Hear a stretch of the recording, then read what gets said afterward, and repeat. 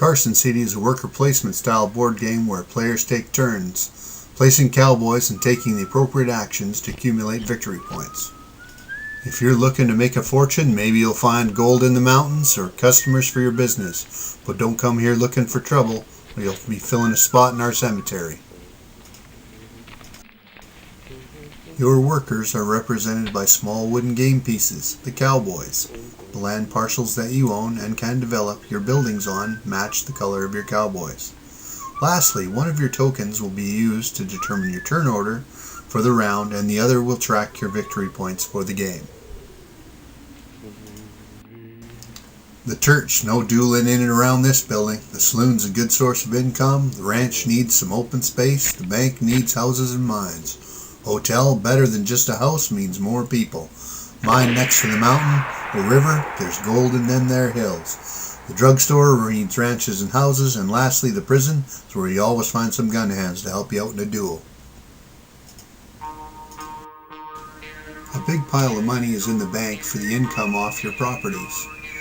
A supply of roads and houses, revolvers to draw off of while the city continues to grow. And lastly, 3 revolver tokens that can help you out in future duels, and Carson City marker to determine which of the 4 rounds the game is currently in.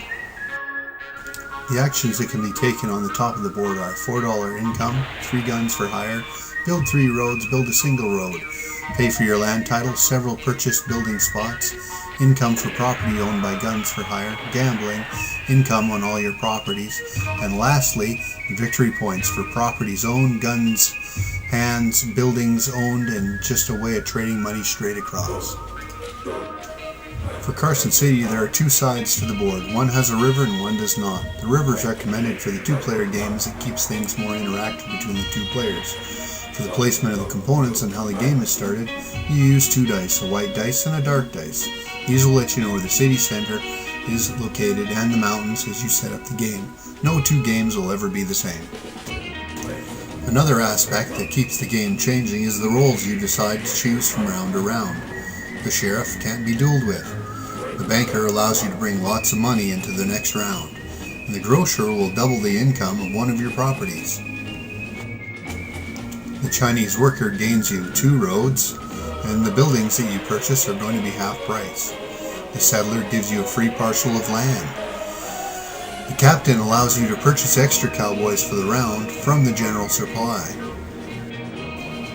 And certainly not least, the mercenary will give you 3 extra gun hands to use during the round. All the characters are 2-sided. For future games, you can randomize which side to use, so all abilities are different. This, along with variable board, gives you the same feel, but you have to use different methods to win. Each player gets $15, 1 road, 1 revolver token, 12 property tokens, and 3 cowboys of his color. These roads and cowboys given to the player at the time of setup constitutes the player's personal supply. For the first round, randomly choose the turn order. The corresponding player markers are set up on the pass track as a reminder of the turn order. Each player then places his or her other marker on the 0 space of the victory point track. The center of Carson City is determined by rolling the 2 dice.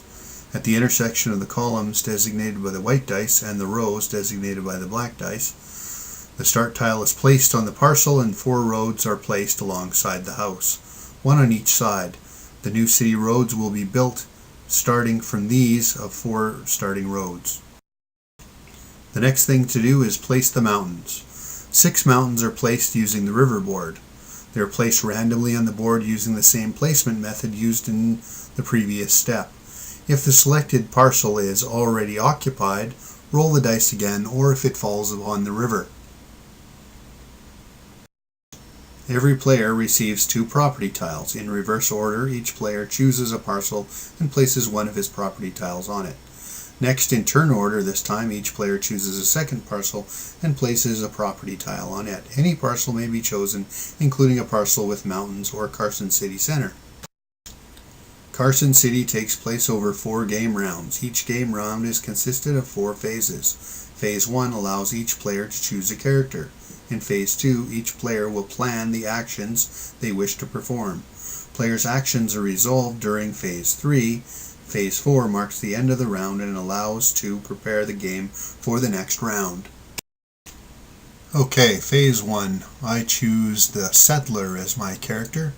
And that allows me to give me a parcel that it must be on an unowned parcel. So I choose the parcel of land between the one I already own and the mountain, figuring it's close to the city and should be pretty good.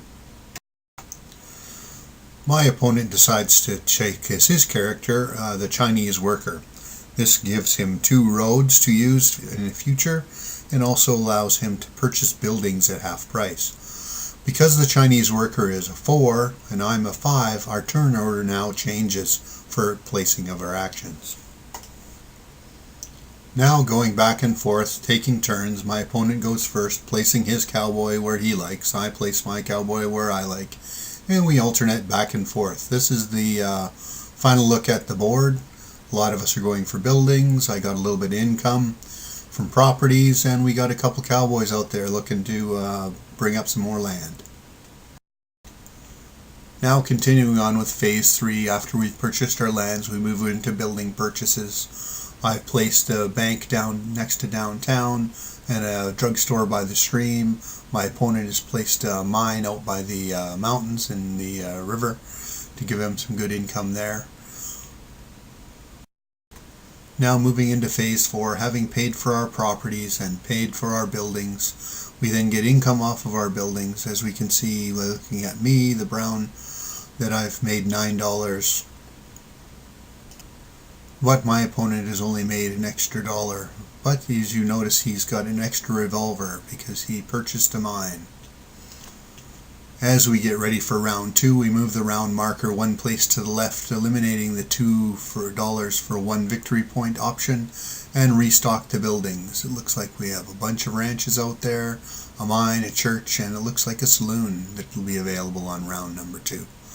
So, looking at our turn order, and as you can see, it's going to be an exciting round 2. Who will end up with the victory, contributing the most to the development of Carson City? As with all game, expansions are available to make the game even more diversified. Until next time, get off my mountain, you claim jumper.